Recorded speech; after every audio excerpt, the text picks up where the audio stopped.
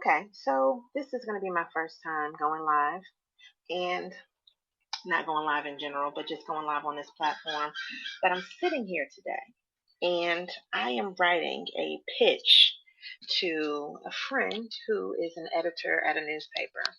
And as I'm writing this, I'm talking about my podcast and I'm talking about the fact that this month is Emotional Wellness Month and how my podcast just plays into that, right? And so while I'm doing this, I'm sitting here and I'm thinking, I think sometimes that as creators, we have to justify why what we do is important and why someone else should pay attention to it. And I started to put in a portion that basically led to the fact of alluding to, Black women podcasters are, marginalized, are not necessarily taken as seriously. And a lot of times I think about some of the things that I'm having to write into this pitch because of the title of my podcast. And so I'm Chisa Pinks Brown. My podcast is called Real Ass Affirmations. And Real Ass Affirmations is the shit you need to say to get you through your day. Now, this podcast does focus on mental wealth, which is my concept of being confident as far as being physically, mentally, spiritually, and financially wealthy. And then that is something that to me is not a foreign concept, but to other people, they're missing pieces of their lives, which is why they then come to my podcast. So when you think about the idea and the concept of affirmations in the first place, one of the things I think about is it is power in saying, I am whatever it is. I am something. And when we think about that, that is one of the reasons why people love affirmations because it gives them that feeling that they can do something. And that's one of the things I've always been about with every platform and everything that I put out.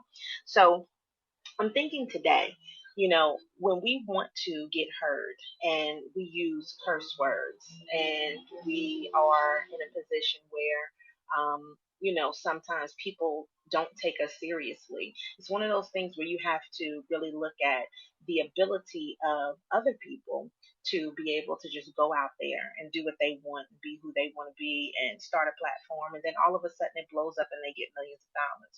But you don't see this typically happen with Black women. And that's the same thing that happens in relation to our businesses. That's the same thing that happens in relation to us having the ability to get access to funding. And so I just really thought about the concept of saying, what is the barrier that happens with Black women podcasters? And I think that, I've come up with some possibles. One is that we do what we do because it is fun and we just want to express ourselves and we do want to be creative and we want to let the world know our perspective, and that's great. But oftentimes we don't take the time to monetize that perspective. And as you know, Black culture rules the world, and Black culture does not run without Black women influencing it and being the catalyst that is necessary for everybody else to be able to create their trends. And I mean, you can go all the way back to the beginning of civilization, and there are people that would argue any of this, but I posit that if Black women didn't exist, the world would be bland. And I literally mean that from a melanin perspective, okay? So even if you just count that, but the swag, the variety, the just the beautifulness, the everything that is the essence of Black women gets to be relayed to you when you listen to our podcast, when you listen to what we have to say. And the thing is, you can listen to women from all around the country, and of course, you will find similarities.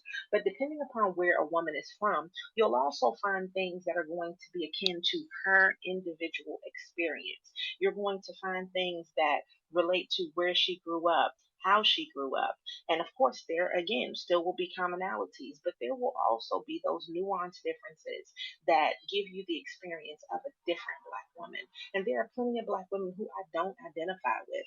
But guess what? I'm still going to champion them. I don't have to identify with you just because I'm Black. But I do think that just because I'm Black, that there should be a bigger support system. Now, a lot of times people like to talk about division and colorism and all of that. But listen, the biggest color that we all need to be worried about is green.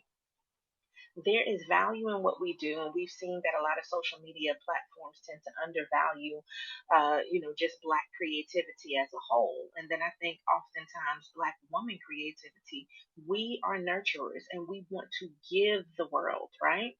But we also need to understand that you have to give up something to get something. And oftentimes I think we just don't necessarily know our worth, and so maybe we don't put a value on it. I know that until I decided to get serious about my podcast, it was something that I did because I wanted to. And, one of the things I think about is, yeah, it's great to do something because you want to. But if you do it with a purpose and you do it with a plan and you match that with passion, you're unparalleled. The opportunities that exist for us to be able to not only share our voice, but to make an impact in our communities. I mean, you can't stop. You have to keep going. You have to do what I like to call with my other company, give it to the people. So Realize Affirmations is a part of my company, Give It to the People.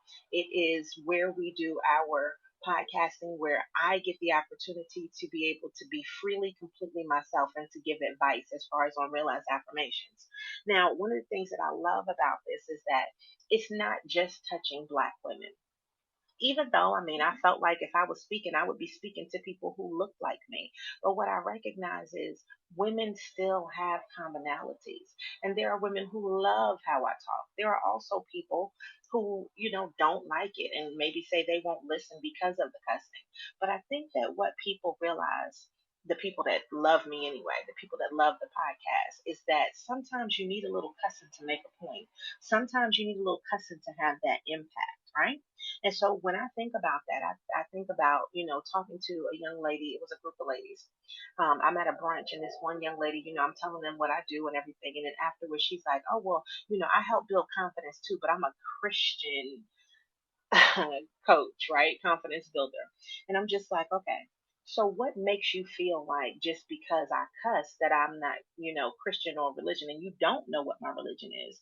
So I think that oftentimes as women, what happens, and it could be specifically Black women, and this was a Black woman who said this to me, but I think what happens is we want to compare ourselves.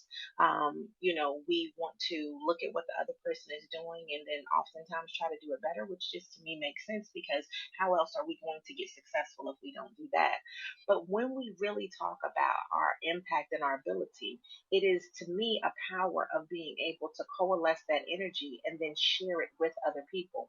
So what I decided to do was to create a platform within my own platform and do a small series that's called Affirm That Ish. Okay. And, part of that is because when people listen, they each get a feeling, but they listen where they're at, right? Whatever's going on in their life, there is always an episode that is going to resonate with them more than others. So I told my listeners, please tell me, which episode was your favorite? And then I want you to come up with your own affirmation so that we can use that to empower more women. And I think that once I saw, the people that have responded, I'm just in awe of, just some of the things that they've come up with and the way that it makes them feel. So I think that it's our job as Black woman podcasters to tell our truth, to be as authentic as we can possibly be in our experience.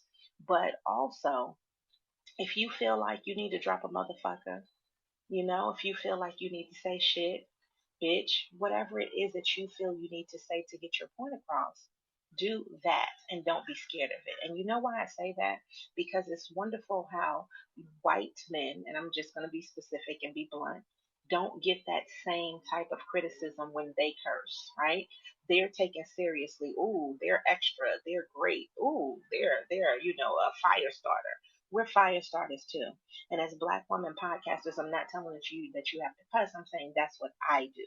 That's where I'm comfortable. And this is not a lack of intelligence. This is not me not being able to find words for something else.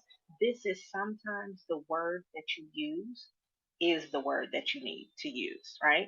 So I want to just encourage you with this to be able to go ahead and pitch your story to other people who need to hear what you have to say. Because it's not just about your listeners, it's about the people who haven't listened yet, who still need to understand your perspective and need to know that your podcast exists. So shoot your shot, which is one of the episodes that we actually have in Real Ass Affirmations. Shoot your shot.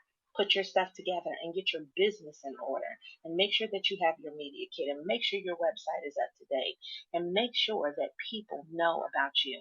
It's time to give it to the people.